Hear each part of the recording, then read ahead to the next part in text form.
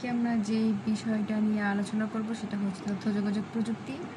এটা আমাদের অনার্সের এখন মেজর সাবজেক্ট প্রথম বর্ষের জন্য।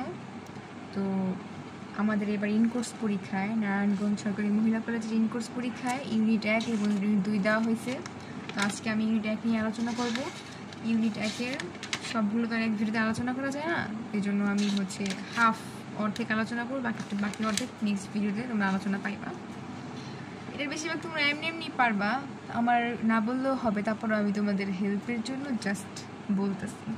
প্রথম যা আছে এগুলো তোমরা রিডিং করলেই বুঝবা, তোমরা ইন্টারও পড়ছো আর এখনও পড়লে বুঝবা।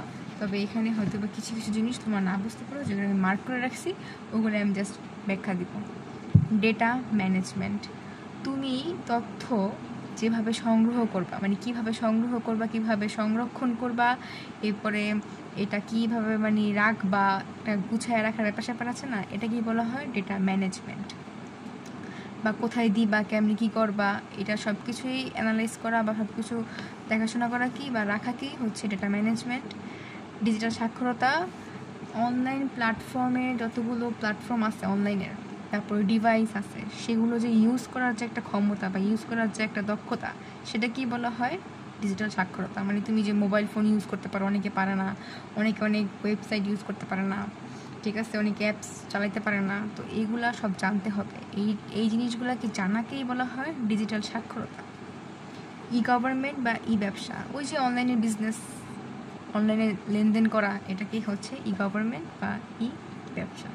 বিভিন্ন গভর্নমেন্টের বা সরকারি কাজের যে বিলগুলো আছে, যেমন পানির বিল, গ্যাসের বিল, এগুলো হচ্ছে আমরা অনলাইনের মাধ্যমে পে করে থাকি বিকাশের মাধ্যমে, তো সেটাও হচ্ছে ই গভর্নমেন্ট। আর ই ব্যবসা হচ্ছে নর্মাল যে বিজনেসটা, যেটা অনলাইন বিজনেস আমরা বলি, সেটা কি বলা হয় ই ব্যবসা। এরপর আসলে ক্লাউড কম্পিউটারিং। ক্লাউড কম্পিউটারিং হচ্ছে তোমার ইন্টারনেটের সাহায্যে কম্পিউটারের মাধ্যমে যেই সাহায্যটা আমরা পেয়ে থাকি বা যে সুবিধাটা আমরা ভোগ করি, সেটাই হচ্ছে ক্লাউড কম্পিউটারিং। যেমন আমরা কম্পিউটারের দোকান থেকে বিভিন্ন ফর্ম ফিল আপ করি, টাকা জমা দেই, ভর্তি হই, সেটা কি বলতে পারো তোমরা ক্লাউড কম্পিউটারিং। অবশ্যই কম্পিউটারের ইউজ থাকতে হবে, ইন্টারনেট প্লাস কম্পিউটার, এই দুইটার মাধ্যমে যে কাজটা সম্পূর্ণ হবে সেটাই হচ্ছে ক্লাউড কম্পিউটারিং।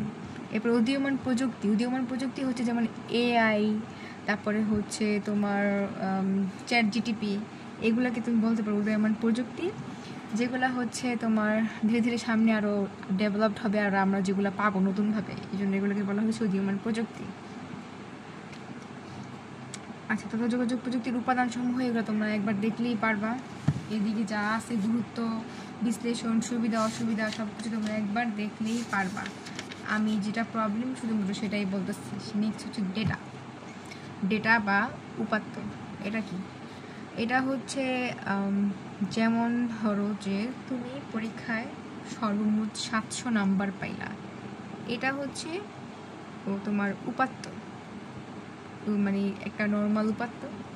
তুমি এই পরীক্ষায় যতগুলো সাবজেক্ট আছে সেই সাবজেক্টগুলোতে কোনটায় কত মার্ক পাইছো, সেইগুলোকে একটা নির্দিষ্টভাবে সাজানো, গোছানো, তারপরে কোনটায় কত মার্ক পাইছো, কোন সাবজেক্টে পাইছো বা কে কে পাইছো, সেগুলো যে তুমি একটা ছকের ভিতরে সাজাবা, ঠিক আছে, এটাকে বলা হয় তোমার হচ্ছে তথ্য।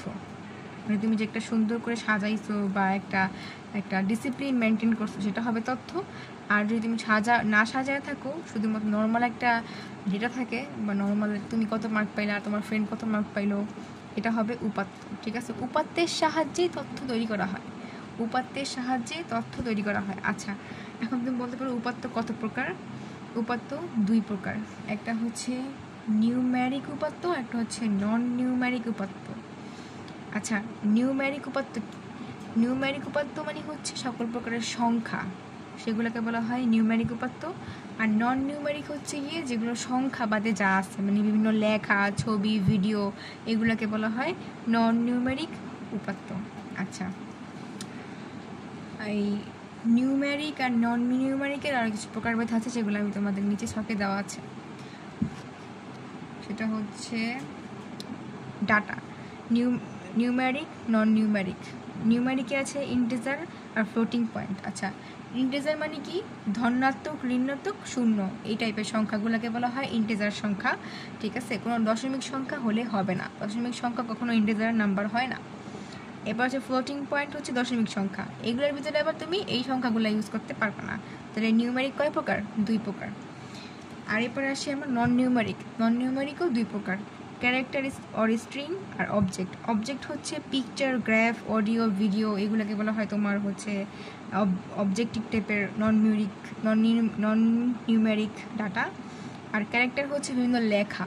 ঠিক আছে, যে কোনো রকমের লেখাই হচ্ছে ক্যারেক্টার নন নিউমেরিক ডাটা। এটা মাথায় রাখতে হবে। এটা আমাদের ব্রিফ কোশ্চেনে আসতে পারে, আবার শর্ট কোশ্চেন আসতে পারে, ব্রড কোশ্চেন আসতে পারে, মোস্ট ইম্পর্ট্যান্ট। এরপর আসি তথ্য কি? এই উপাত্তের সাহায্যেই হচ্ছে আমাদের তথ্যটা তৈরি করা হয়। এই যে কতগুলো উপাত্ত দেওয়া আছে, এই যে একটা উপাত্ত, এই একটা উপাত্ত, সবগুলো উপাত্ত দিয়ে একটা ছকে সুন্দর করে সাজানোর মাধ্যমে যেটা তৈরি করা হয়েছে সেটাই হচ্ছে তথ্য। এই যে উপাত্তকেই তথ্য বলা হয় যদি সেটাকে সাজানো হয়। ঠিক আছে, না সাজালে কিন্তু সে তথ্য পরিণত হবে না। এখানে আর তেমন কিছু নেই, এগুলো তোমার রিডিং পড়লেই বুঝবা।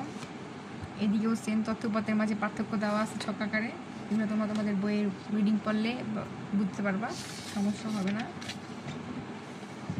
আচ্ছা, তথ্য যোগাযোগ প্রযুক্তির চ্যালেঞ্জ, এই 3টা চ্যালেঞ্জ পাওয়া গেছে। চ্যালেঞ্জ মানে হচ্ছে তথ্য যোগাযোগ প্রযুক্তির প্রবলেমগুলো কী কী, যে প্রবলেমের কারণে তথ্য যোগাযোগ প্রযুক্তি আর কি সমস্যা হয়ে দাঁড়াইছে আমাদের জন্য। প্রথম হচ্ছে সাইবার নিরাপত্তা, যেটা আমাদের তথ্য যোগাযোগ প্রযুক্তিতে নাই। ইন্টারনেট ব্যবহার করলে আমাদের নিরাপত্তা ভঙ্গ হয়ে যায়, আমাদের হচ্ছে তথ্য চুরি হয়ে যায়। তারপরে হচ্ছে ডিজিটাল ডিভাইস, যেগুলো উন্নত দেশ তারা ডিজিটাল ডিভাইস পাইছে, বাট আমাদের দেশ এখনও পায়নি, বা বিভিন্ন আমাদের দেশে পাইলেও দেখা সব জায়গায় পাওয়া যায় না। সেটা হচ্ছে যে ডিজিটাল ডিভাইসের অভাব। এটার ব্যয়বহুল বেশি, যার কারণে সবাই এটা অ্যাফোর্ড করতে পারে না, তাই এটা ডিজিটাল ডিভাইস সবার কাছে নাইও। এই 3টা হচ্ছে তথ্য যোগাযোগ প্রযুক্তির চ্যালেঞ্জ। মানে এটা আসলে এই 3টার কারণেই হচ্ছে তথ্য যোগাযোগ প্রযুক্তি সবাই ইউজ করতে পারতেছে না।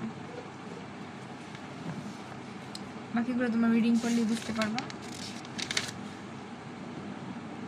আচ্ছা, তথ্য যোগাযোগ প্রযুক্তির প্রয়োগে এখানে তথ্য যোগাযোগ প্রযুক্তি কোন কোন ক্ষেত্রে ইউজ করা যেতে পারে সেগুলো এখানে পয়েন্ট আকারে দেওয়া আছে। যেখানে আমাদের বিষয়টা উল্লেখ করা হয়েছে যে এখন জাতিসংঘের আদেশে সকল শিক্ষাক্ষেত্রে আইসিটি বিষয়কে অন্তর্ভুক্ত করা হয়েছে, যেটা আমাদেরও এখন করা হয়েছে, যে এই কথাটা এখানে লেখা আছে, যেন আমি মার্ক করে রাখছি। এখানেও কিছু চ্যালেঞ্জের কথা বলা হয়েছে, যে চ্যালেঞ্জগুলো আমরা একটু আগে পড়ে আসছি। শিক্ষার ক্ষেত্রে চ্যালেঞ্জ, যেমন ডিভাইস নাই, তারপরে হচ্ছে বাজেট নাই, তারপর হচ্ছে জেন্ডার সমতা নাই, মানে অনেক মেয়েরা পায়, অনেক ছেলেরা পায় না, এরকম। আবার ছেলেরা পাইলে মেয়েরা পায় না, ডিভাইস ইউজ করতে পারতেছে না। নকলের প্রবণতা বেড়ে গেছে, যেটাকে বলা হয় প্লেগারিজম। যারা রাইটিং স্কিল পড়ছো তারা অবশ্যই বলতে পারবা প্লেগারিজম মানে কি। ওকে, তারপর আসো সুপারিশ কি? যা প্রয়োজন। সুপারিশ হলো যা প্রয়োজন, মানে আমার তথ্য যোগাযোগ প্রযুক্তির জন্য কি কি প্রয়োজন, কি কি থাকলে আমরা তথ্য যোগাযোগ প্রযুক্তি ইউজ করতে পারবো, তথ্য যোগাযোগ প্রযুক্তি ইউজ করা সম্ভব। সেগুলো হচ্ছে এই যে এখানে পয়েন্ট আকারে দেওয়া আছে, যে কী কী দরকার আমাদের স্কুল কলেজ বা বিভিন্ন শিক্ষাক্ষেত্রে বা বিভিন্ন ক্ষেত্রে আমাদের হচ্ছে এই তথ্য যোগাযোগ প্রযুক্তির কী কী সমস্যাগুলো দূর হলে আমরা এটা অনায়াসে ইউজ করতে পারবো কোনো প্রবলেম ছাড়া। এখানে সেগুলো দেওয়া আছে। এখানে আছে ডেটা প্রক্রিয়াকরণ। আচ্ছা, এই যে ডেটা প্রসেসিং যেটাকে বলে, মানে আমরা এইটা আসলে হয় কিভাবে, মানে আমার তথ্যটা যে আমরা পাই এটা আসলে আসে কই থেকে, সেটাই এখানে দেওয়া আছে। আমরা যেমন গুগলে সার্চ করি, বিভিন্ন এআইতে সার্চ করি বা কোশ্চেন করি, তারা আসলে তথ্যগুলো পায় কীভাবে, মানে তথ্যগুলো আসে কই থেকে, কোন প্রক্রিয়ায় আসে, যে প্রক্রিয়ায় তথ্যটা আমরা মানে থাকে বিভিন্ন ওয়েবসাইটে, অ্যাপসে বা কোনো একটা ডিভাইসে, সেটা আসলে কোথায় কীভাবে থাকে, এই যে এই প্রক্রিয়ার মাধ্যমে এটা সেভ করা হয় বা সংরক্ষণ করা হয়। এই প্রক্রিয়ার মাধ্যমে সেভ করা বা সংরক্ষণ করার মাধ্যমে আমরা এটাকে সার্চ দিলে পরবর্তীতে খুঁজে পাই। ডাটা প্রসেসিং, কালেকশন, আগে তোমার তথ্য কালেকশন করতে হইব। প্রিপারেশন, সেখান থেকে তোমার প্রিপারেশন নিতে হবে, মানে কোন তথ্যটা তুমি রাখবা, কোনটা তুমি রাখবা না, কোনটা সত্য কোনটা মিথ্যা, ওইটা তুমি রাখবা। এরপর ইনপুট, তুমি এটা হচ্ছে তথ্যটাকে সাজাবা, সাজায় তুমি হচ্ছে ইনপুট মানে হচ্ছে কম্পিউটারে তুমি ইনপুট করবা বা দিবা, তারপরে প্রসেসিং করবা, মানে কোনটার পরে কোনটা সাজাবা, কী করবা না করবা সেটাই। আউটপুট মানে তোমার সেভ করা হয়ে গেছে, এরপর মানে আউটপুট মানে তোমার তৈরি করা হয়ে গেছে, তৈরি কমপ্লিট, এরপর তুমি স্টোরেজ মানে তুমি সেভ করবা।